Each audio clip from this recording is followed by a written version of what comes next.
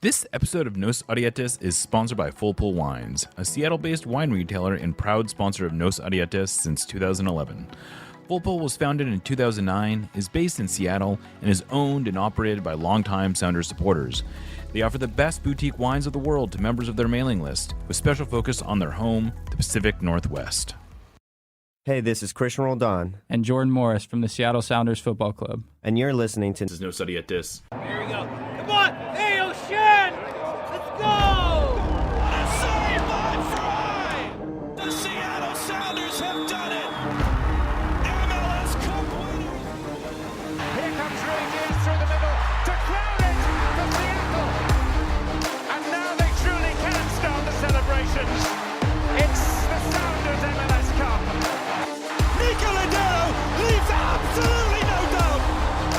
The Sounders rule the region! Seattle Sounders is good.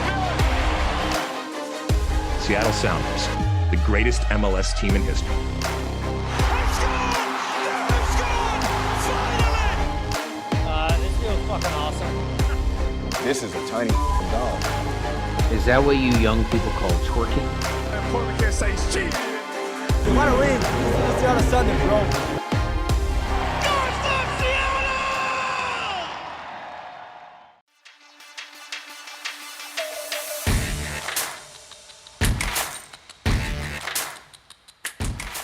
Welcome back to another episode of Nos Audietis, sponsored by Full Pull Wines and Watson's Counter. I am Jeremiah O'Shan. Joining me today for the Week 15 mailbag is Aaron Campo and our engineer Lickett. How you doing, Aaron? Oh, fair to Midland. Be doing a lot better if the Sounders were not playing like dog shit, but hey.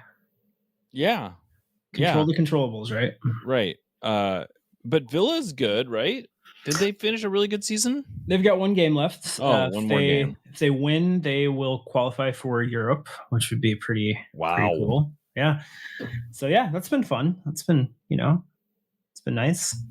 Actually getting me up out of bed early enough to watch the games live sometimes. So it's been years since that happened. So I was gonna say. Yeah. I was gonna say. Not all of them for sure, but some the 8:30 games. But yeah, how you doing, Jeremiah? I'm doing okay, all things considered. That's great. I feel like I dodged a bullet a little bit by not going. I was originally planning to go to Vancouver this weekend, and I didn't go. Yeah. Not because of fear that the Sounders would be awful, but it just didn't really work out with the schedule. And I'm kind of glad I didn't, because even though I wouldn't have been going just to see the Sounders, I was going to go to visit friends. It does cramp. It's a damper. Yeah, exactly. We went to Portland a few years ago for my wife's birthday, and the Sounders played the day before, and they lost. And, it was just impossible to feel as happy as I would have. Exactly. And I knew that. I was like, oh man, if the Sounders had won, I'd be having such a great time. So, and Vancouver is such a fun city that, you don't want to. I know. Have negative associations with it. So I think you were right to do it. You're right to do it. I feel like I'm going to have to stop trying to link my visits to those two cities with the Sounders playing games there. I have linked that too many times, and it seems to backfire more times than it works out. So yeah, that makes sense. Yeah. Or at least I shouldn't try to extend the stay as a result of that. Make it a separate trip. I'll go and visit my friends and family. Right. Independent of the Sounders playing a game. Or you could go visit your friends and family before the game. Yeah. And so that way you're coming home and no matter what happens. Right. Although I guess it could say, oh, that trip sucked, because who cares about my friends and family? Right, exactly. Sounders lost, so well, maybe you were right the first time. Well, all that said, let's see what our subscribers and listeners want to hear about. Yeah, let's do that. First one is from a subscriber. It's from Clayton H. Thank you so much, Clayton. Is there any chance of a change in formation? In particular, it feels like we're losing the midfield in every match lately. Pressing teams will pin our sixes into passing back and forth with the back line, which cuts off service to Nico and the forwards. Too often, our only hope to progress the ball seems to be throwing up Hail Marys to Jordan or Leo Chu.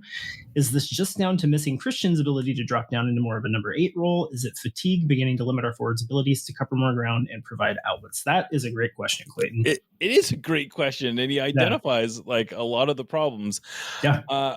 Down to acknowledging that part of what you lose when you lose Christian is you lose sort of I wouldn't say a unique ability, but definitely a rare ability to both be a winger and a extra central midfielder that allows the Sounders to do a lot of the stuff that they were doing so well. And it's not a role that they have readily available to them. Like no one else on the roster, I don't think, is going to be able to do the same stuff that Christian does. And, I suppose one potential answer would be to switching to like a 3-4-2-1. And I suppose you could get away with that if you think you can get away with Leo Chu as a winger or like as a wing back. Maybe it makes sense to go to a 3-4-2-1, put Morris at the top, and then have like Ladero and Rusnak sort of sitting in like a dual 10 role underneath them, along with João Paulo and Josh Atencio. I don't know if that's the ultimate fix for a whole season. Yeah. But for a game, it could maybe work. Yeah. I mean, I think Leo's appetite for defending is not ravenous. I think it's fair to say. But I think that if you have somebody who is that capable of creating problems from the attack as a wingback, as long as your exclusively defensive-minded players are doing what they need to do to cover for them, I mean, basically you can even have some sort of an unbalanced thing where if Nuhu's playing at the left center back, he's functionally playing as a left back a lot of the time. Right. I guess sort of what I'm describing is not so different than what the Sounders are trying to play anyway. I think, I mean, to some degree, although I do think that you do have the benefit of when you are in defense, as long as Leo Chu's not caught too far forward, you do have another body back there. Even if he's not the greatest technical defender you've ever seen, he can still get in a guy's way, right? So I think I wouldn't be opposed to it. We're definitely at that phase of this run where there are very few things that are too crazy to try. Yeah. But I will say that I think Clayton absolutely nailed the problem, 100%. which is we are getting sort of overrun in the midfield, and we have to figure out how to. Like the Sounders are winning the possession battle, but they're not winning the midfield battle. Right. And I do think that it's not as simple as Christian being gone, but I do think that Christian's ability to, as you said, play as a winger when the situation calls for it and play as another midfielder when the situation calls for it allowed them to play in a certain way. And they're still trying to play that way a lot of the time, and they don't have a player that's capable of doing those things as effectively. Yeah. And I think that's what's causing a lot of the problems. Yeah. Well, these are Twitter questions. This is from Garrett Amini. He says, why does it seem coaches are so much more keen on subbing at the 65th minute than at the half? Seems like halftime would be less disruptive and give them an opportunity to communicate a new strategy and game plan. Yeah. I mean, it's a thing that I think a lot of people get frustrated about. But I think it's pretty standard, as you said, Garrett, where it seems like most coaches are that way. I think a lot of it just has to do with you have a tactical approach, you have a lineup that you're practicing with all week, you've got a game plan, and as long as it's not getting completely blown up, it's a lot easier, I think, to make tweaks to that game plan and then sort of go with maybe not scripted substitutions, but substitutions that you've kind of planned for, where you say, okay, if the game state ends up like this, we can do this. We can go with this player. If it's like this, we can go this other direction. So I think that's probably part of it. I also think that there has to be a management element of it to some degree, where I think being taken off at halftime can be seen as kind of an insult sometimes. And so you have to be really sure that that's what you want to do if you are concerned about, insulting a player. So maybe that has something to do with it. I don't know. But I do think it's likely just a tactical thing. Yeah, and I would say sort of along those same lines, the halftime sub is sort of an admission that something's not working, and so if it's not, because otherwise, why wouldn't you just start? Why didn't you just start that way, right? Right. Like unless there's some compelling reason to make that halftime change, it usually makes sense to like play it out and see if the reason you went with the starting lineup in the first place is gonna go the way you want it to. Yeah.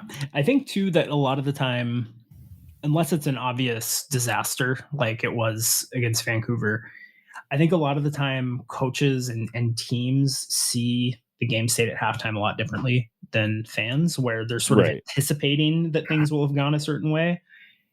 And that's kind of part of the larger plan. And so you may, fans may say, oh man, we couldn't do XYZ, whatever. Whereas coaches may say, yep, we kind of anticipated that this is how the game would play out. Now we know what to do to get it to the state we needed to get it to get the result we're after. So, yep.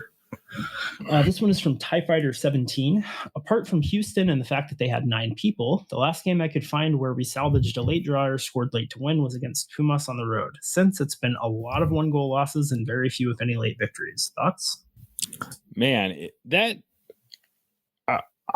I struck. If that's really true, I'm at a bit of a loss. I mean, I don't know. The game against Minnesota, even though I guess it depends on what you are like calling a late goal. But the Sounders scored in the 79th minute against Minnesota United.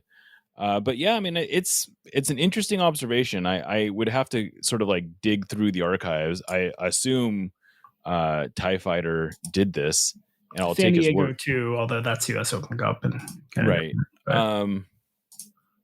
Yeah, I don't know. I know that at one point in the 2021 season, it felt like the Sounders were scoring a ton of late goals, and I don't know. I don't know how indicative. When you're getting a lot of them, you sort of talk yourself into thinking like, oh well, this is clearly a thing where we have a fitness advantage. And if you're giving up a lot of them, you go, maybe maybe it's our fitness that's causing these problems. Right. But the Sounders aren't giving up a lot of late goals either. I'm sure it's happened more than once in that same stretch, but yeah, I don't know if I read much into it, to be honest with you. Yeah, I mean, I think the games that the Sounders have won this year, generally they've won pretty comfortably. The games that they've lost, they haven't really been in a position to score a late equalizer. There haven't been a lot of the Austin game being a notable exception. For sure. I think that's the one. And then I guess you could say like the 0-0 against RSL, the 0-0 against LAFC, those were close games, but generally not a lot of opportunity. Yeah. This is from Adam P360. Why are they playing like shit? Old, tired, low T? Is that I don't know if I know what that means. Low testosterone. I see. I knew you would know the answer to that. Injuries that haven't been found. Coach losing the locker room. I think that I'll say the coach has not lost the locker room, or there's no evidence that I see to suggest that. I haven't seen that. I think that it's important to remember, as bad as this run has been, that the Sounders are still in second place in the Western Conference right now. I mean, it's not going to stay that way forever. No. And we were sort of using the same logic last year, but it is a notable thing that for all their struggles, they, and like, to be fair too, it's 7 points in 7 games. It's not a complete, I mean, that's bad, but it's not right. Your season has completely gone haywire bad. It's the kind of run that most playoff teams in MLS are going to go through. Supporter Shield teams, not so much, but teams that are good will have stretches like this. I think it's a lot of injuries.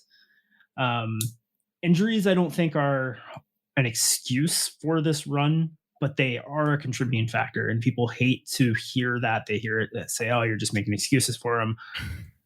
I mean, yeah, like if you don't have some of your best players, it's going to be harder to win games. Like that's just the way it goes. So I think that's part of it. There has been fixture congestion at a really bad time. These injuries have kind of stacked up, and then you go into this run of a lot of games in a short period of time. So that's part of it. I mean, it's always possible there are injuries that haven't been found. I think that it's a confidence thing. I think that a lot of the players look like they are severely lacking in it. We've talked about Jordan being a confidence player. I think maybe he's the one who stands out the most to me being that way, but I think that most players are going to be affected by that to some degree. So I think it's a combination of things, and I think that the solution is just win ugly once or twice and get some of that confidence back, get people healthy, and things can turn around just as quickly. So the next one is from D_height. Lineup consistency is a big problem currently. How much of that is on Brian and how much is out of his hands? Similarly, if things start looking up at the end of the season and we make the playoffs, will we even care about this current run of bad form? For sure, I don't think we're going to care about the recent. I mean, like if the Sounders turn things around, this could very easily just be a blip in the in the schedule. Like you said, this is the kind of run that most decent teams experience at one point or another in their season. As far as the lineup goes, to some degree, I think it's out of their hands. Like they've tried to repeat they repeated a lineup this last week. I don't really blame Brian for some inconsistency with the lineups, in part because he's also trying to find the right combination. Right. It is sort of become a self-fulfilling prophecy of, you look for the lineup that works, and as a result, you end up changing the lineup a lot. But I don't think they're doing anything crazy as far as that goes. Of course, the alternative is that you get blamed for being obstinate or being, just sticking to your guns longer than you need to. So it's a little, the results are going to color your vision of this, but I do think to some degree it's out of his hands. You have any other thoughts on that? No, I think you pretty much covered it. I think that if anything, I would like to see a little less lineup consistency. Yeah, right. Yeah, exactly. Yeah, no, exactly. Trivial X wants to know, did somebody accidentally activate a time machine and warp us back to 2022? Feels like all the struggles we had when missing Christian fully fit anyway, and Roll are back with a vengeance. On a brighter note, the kids are looking pretty good. Should we expect Rothrock to sign? It definitely does feel reminiscent of 2022, as we talked about on the mainline episode earlier this week. Although for the first time, I think we said that this Vancouver game, to me at least, was the first one that felt that way. I do think Christian being out is a big part of it. At Raul, I would have, obviously missing him hurts, but they were playing so well without him earlier in the season that's a little frustrating. Yeah. The kids are looking good. I mean, I think that Cody Baker, we've talked about, he's been good. Reed Baker Whiting, I've been impressed with. Maybe not quite as much, but I think the talent is clearly there. He just needs a little more experience. Atencio's had moments, at least. Atencio's definitely had moments. This is why they invested so much in the academy, right? And the thing I think that's frustrating is that the academy kids, the younger players, are playing at a level I think you've got to be quite happy with. It's the veterans that are healthy that are letting the team down. With Rothrock, I don't have any insight into that. I would love to see it. I think he's earned it, but I have a feeling that there are maybe like roster constraint issues. I don't really know.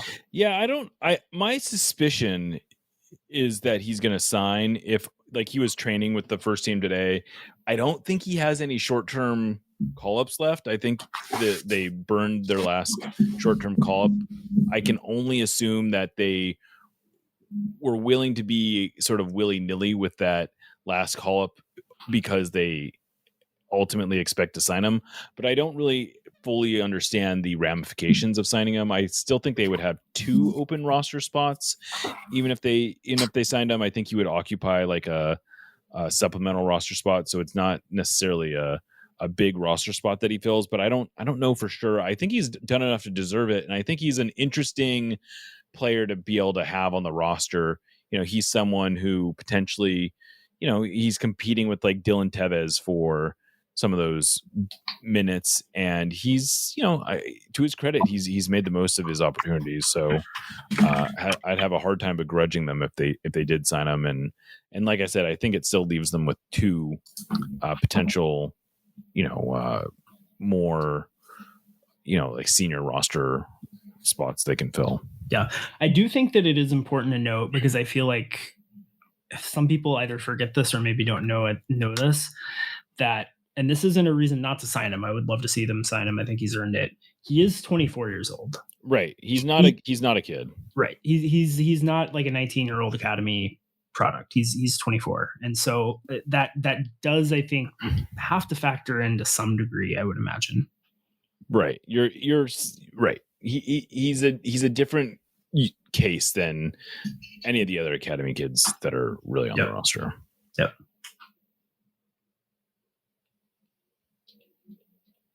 Is it, I think that's you. Yeah. All right. From Bill Jones TRPT, what are the obvious holes in our depth, and what can we do in the summer window to address them?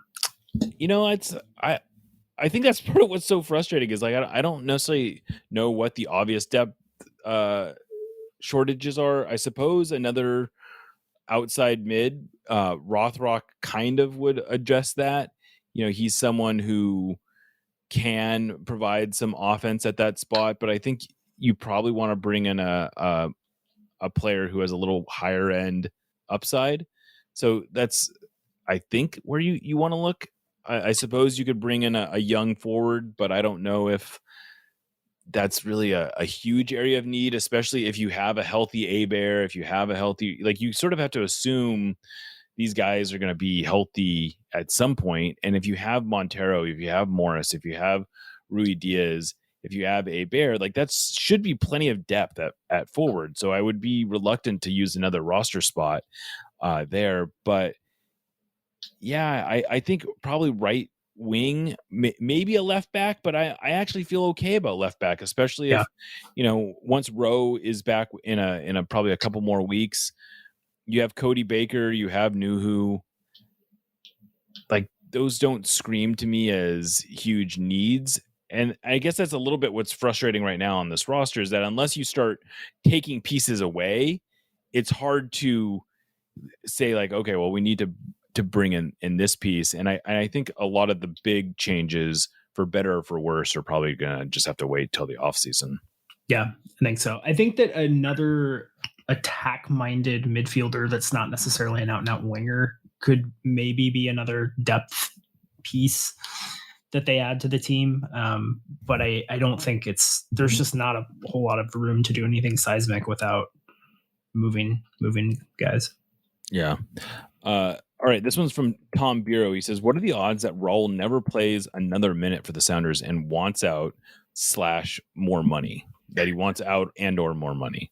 I think the odds of him never playing another minute are very low. Yes, I would agree with that. I think he'll probably be I wouldn't be, I guess, shocked if he didn't play before the end of next week, but I'd be surprised. And I think if not, unless he has some kind of setback. And I don't think there's any evidence that he wants out that I've heard. I'm sure he's frustrated. I'm sure he would like them to hurry his recovery along. But that's just kind of the way he is. That's kind of his personality. He wants to play, he wants to score goals, he wants to help the team. And I think that Raul has to know that he doesn't have a lot of leverage to ask for more money right now. Even if he wanted it, I don't. I'm sure he wants more money. Sure, a longer contract. Yeah, but he's not. I think his agent, if nothing else, has probably got to be aware of that. You would think. I'm with you. I definitely don't think this is the last we've seen of him. He's out at training.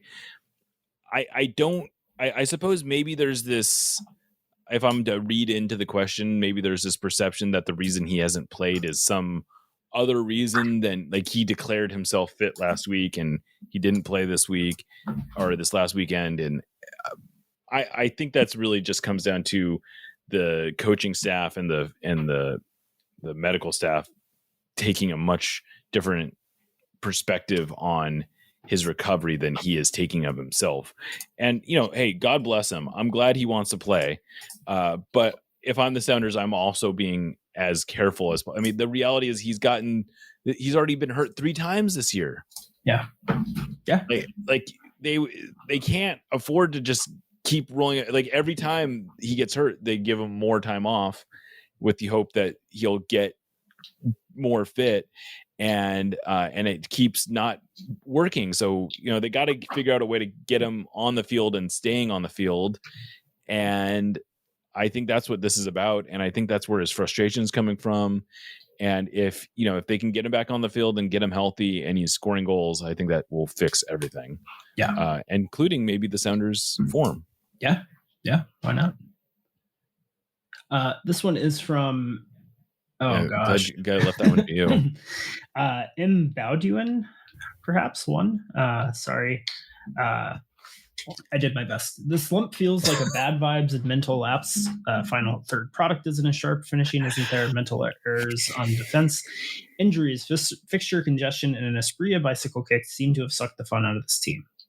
Yeah, I am like intellectually curious about the alternate history if Espria doesn't score that goal, if the season would be in a completely different place. More broadly, I think what's frustrating, I meant to mention this at some point earlier in the week or this episode, but the other thing that's sort of frustrating about this run the Sounders are on is if they were just destroying teams, we would be tempted to sort of be skeptical of what it means because they've mostly been playing pretty bad teams, and that their record is also bad while playing these bad teams doesn't help the mental vibes. It doesn't help any of this. And I think it all contributes that there's just so much, there's just it's not good right now. I don't have an answer for it. I think it's all of this stuff. Yeah. I think all of it is in and of itself a unsatisfactory explanation, but it does all contribute to these vibes for sure. Yeah, I think you said it. Yeah. Well, we're gonna end on just a really great dad question. I think this is from Throcky. That's how I'm going to pronounce that. Why am I on fire? How do I put myself out? You said burning questions. I guess we got to blame Lickett for that one. That's true. We do. And I'm happy to do that. Yeah. I will give an earnest question or answer to the question. You stop, drop, and roll, my man. That's should have learned that in first grade. Yeah. Do we kids still, I don't know if kids are still getting taught to stop, drop, and roll. Probably not. Why do we stop teaching kids how to put themselves out if they're on fire? Because you can't learn to code with that knowledge. And that's the only thing that matters anymore is learning to code and STEM. So there's no math involved in rolling on the ground.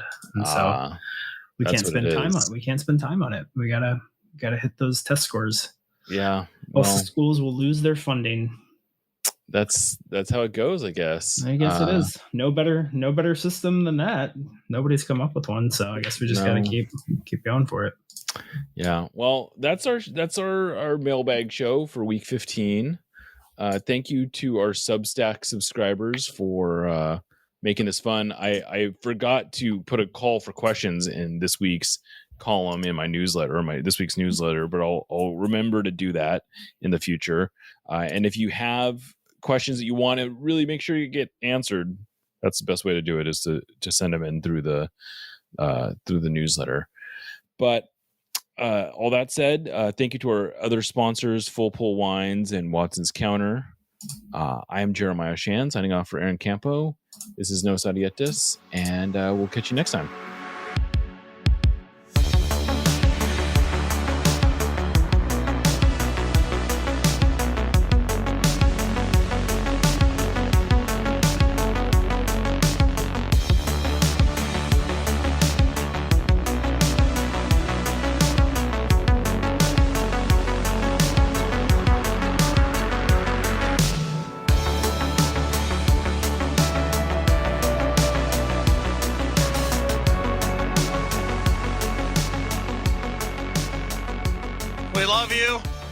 Let's win another one.